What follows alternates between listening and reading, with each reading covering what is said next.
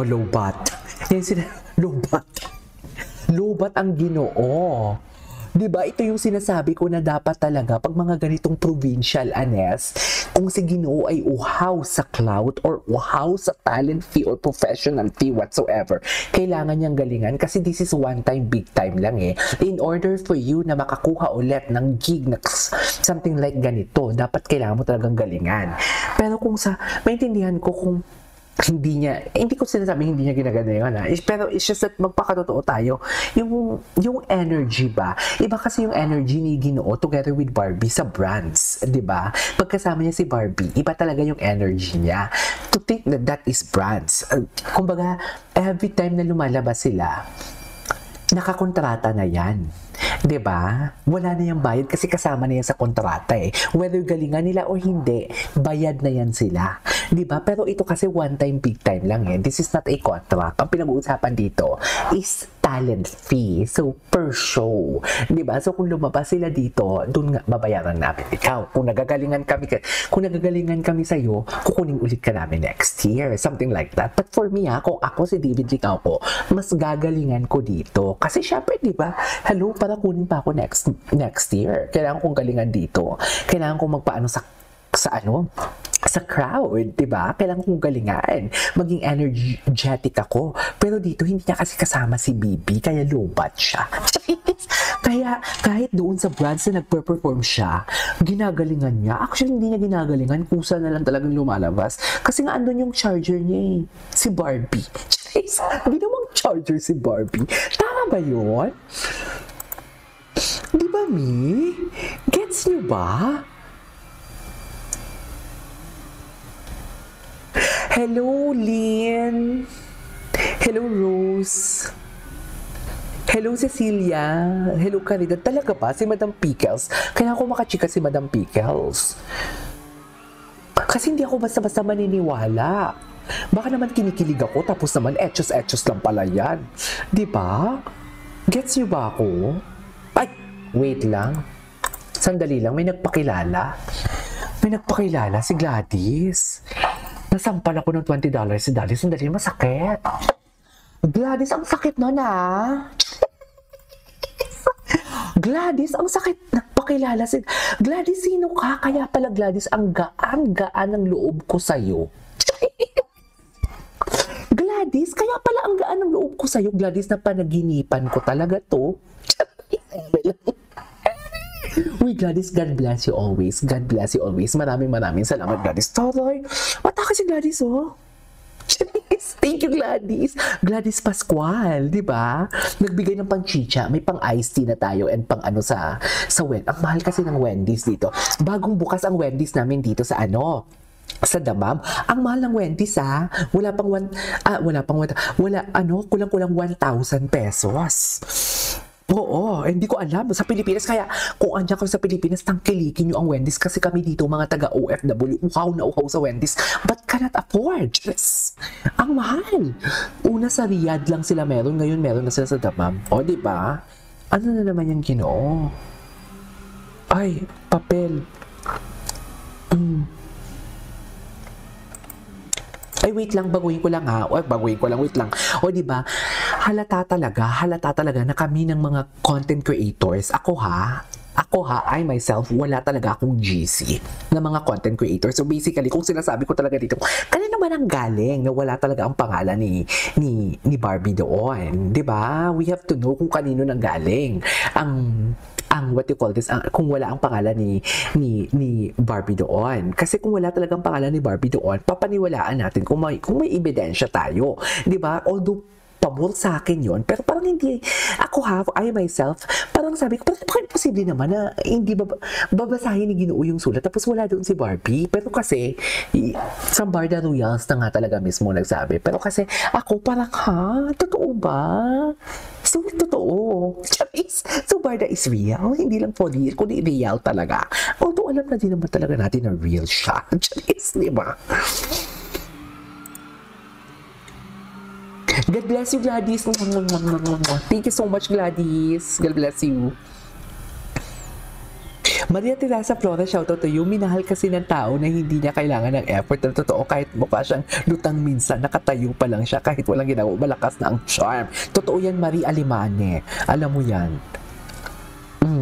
Ang mga babae dyan, klaro-klaro ang video ha.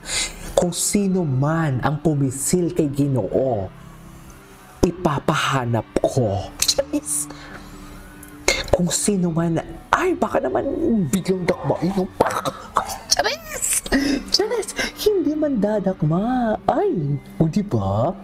Oh. Iba talaga din si Ginoo, no? Sabi ko nga sa isang reaction video ko, kahit walang project si Barbie together with David, kasi we love Barda.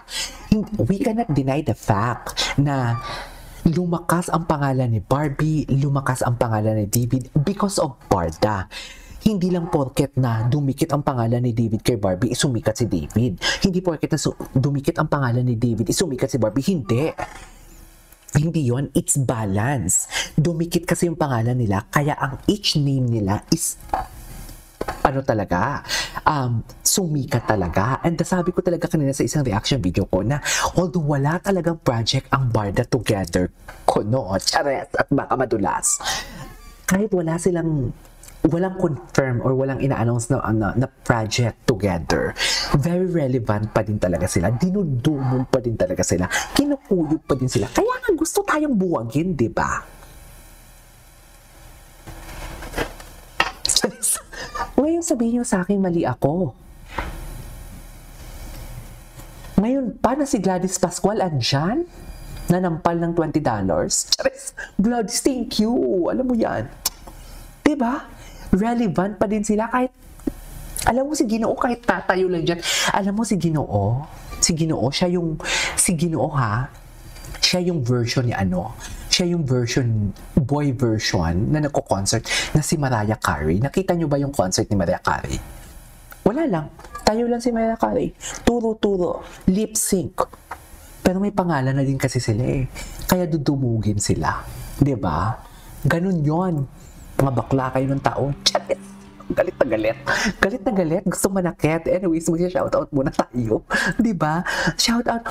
Ginoo, bit-bit na talagang binibini niya. Kaya, yun na nga. Actually, hindi ko pa nabasa yung hindi ko pa nakita to yung binanggit niya yung pangalan ni Barbie, whether andun yung pangalan ni Barbie or wala, at least dala-dala niya pa rin yung pangalan ni Barbie talaga doon sa The Way You Look at Me. Kasi yung The Way You Look at Me, maintindihan ko pa talaga, hindi ko i-connect si Barbie sa show ni David kung ang kinanta ni David is I Think I Love You. Kasi unang-una, kanta niya yun. Ang music video doon, it was intended for Beauty Empire. Not for the Think I Love You. I Think I Love You itself talaga. Ni tipong alam mo, okay, gawa tayo ng I Think I Love You. Hindi tayo kukuha ng mga clips from Beauty Empire and everything. Basta kayo ang gagawa ng storyline for I Think I Love You only. But the storyline kasi of I Think I Love You is came from the Beauty Empire. Diba? Pero, sa The Way You Look at Me talaga, it was intended talaga for Barbie and David. Diba? At itong kantang to, tagalan nito, gas-gas na to, at hindi to kanta ni David. Charis! Mami, hindi to kanta ni David. Kay Christian Bautista ito. I mean, gets nyo ba ako? Kaya kinukunek ko talaga, I think, yung The Way You Look at Me sa kay Barbie, na dala-dala palagi ni Ginoo si Barbie, compare sa I Think I Love You. Kasi sabi ko nga kanina, hindi ko naman i-connect yung kung ang kinanta ni Barbie at ni David dito, I Think I Love You, hindi ko siya i-connect, ma. Hindi kasi kanta niya yun eh. Diba? Pero The Way You Look at Me, hindi mo naman kanta yun. Ginoo, hindi mo kanta yun, diba? Pero bakit kinanta mo? Because? Paki-comment. Maldita. Paki-comment. I-comment nyo yan. Galit. Ate Chona, i-comment nyo. Patunayan nyo sa akin. Patunayan nyo sa akin na ina-analyze nyo. Ngayon pa ba? Ay, Madam Gladys Pascual, yung binigay mo pala kakulay ni Emma Tiglao, no? Very ano ka dyan, very Emma Tiglao ka dyan, Madam Gladys. Thank you so much, ha? Hindi nagbabasa kasi ako ng comments. Wait lang. Basta Sir KJ, chill lang po tayo kasi nalalapit na po. Ayan, Lynn, etong si Lynn, i-chika ko lang sa inyo, ha? Si Lynn nagtatrabaho yan sa loob ng GMA. Charis! Mass communication yan. Hindi ko alam kung nagtatrabaho siya or ano. Basta kung ano ang ibig kong sabihin dito. Hindi kami nag-uusap niyan, ha? Uy, Lynn, hindi ko nga nire-replyan yan sa IG. Lynn, aminado ako doon. Pasensya ka na, Lynn. Lynn, basta Lynn, pag nagla-like ako, Lynn, ibig sabihin, Lynn, nababasa ko yung message mo, okay? Sorry, Lynn, hindi naman ako sa nagmamaganda, pero wala talaga akong time na mag-reply. Pasensya ka na. Di ba? Pasensya ka na, Lynn. Okay? Wait lang, kasi nga sila ang main character doon ni Barbie. Yun na nga, Mari. Buti naman alam mo. Jeez, magagit. At sana buti naman alam ninyo na 93 kayo dyan, pero 37 lang yung likes natin. So, paano naman? Diba? Diba? Ano, uutusan ko ba kayo? Ang tatanda nyo na, ha? May mga edad na kayo, ha? Kinikilig na nga kayo kay Ginoo, eh. Marunong na nga kayong kiligin. Tapos tuturuan ko pa kayo na mag-like kayo. Mag-like naman kayo, uy! Grabe naman kayo, hindi ko ito wait lang. Ang sabi ni Miss Gladys, inaabangan ko lagi kung ano ang song choice. Every time na ako din. Actually, inabangan ko talaga. Nakita ko din ang performance ng Karibal. Charis, hindi siya Karibal. Hindi ba? Para kasi may connect lagi kay Bibi. Sa totoo, kahit nga yung kanilang mga mannerism man lang. Alam mo, sana may gumawa. Marami na akong dinibang dito, Miss Gladys. Kasi ngayon mo lang ako naabutan mag-live, eh, di ba? Saan ka ba nang galing? Jeez, bakit ngayon ka lang? Kanina pa ako nakalive. At wait lang, si Maria Teresa Flores. Kinunta talaga niya ako. Inaway niya talaga ako. Kanina pa daw siya naka-likes. Pasensya ka na, Alexa. Sila kasi magka-partner sa The Way You Look at Me. Oh, Alexa, magka-partner naman sila ni Beauty Empire. I mean, magka-partner naman sila sa I Think I Love You, Sige nga. Gusto ko dahil sa like. Thank you, Alexa. Sige nga. Gusto kong gusto kong marinig ang inyong reasoning skills. Ipaglaban ninyo. Sige nga. Magka-partner naman sila sa Beauty Empire. Kanta niya din yun mismo. Ano ba yung KJ? Nagtatanong ka kung bakit The Way You Look at Me, tapos ngayon kinukontra mo. Hindi, pinapractice ko lang yung inyong listening skills. Para pagdating sa debate, sa mga kabarson, may laban tayo. I mean, gets nyo ba yun?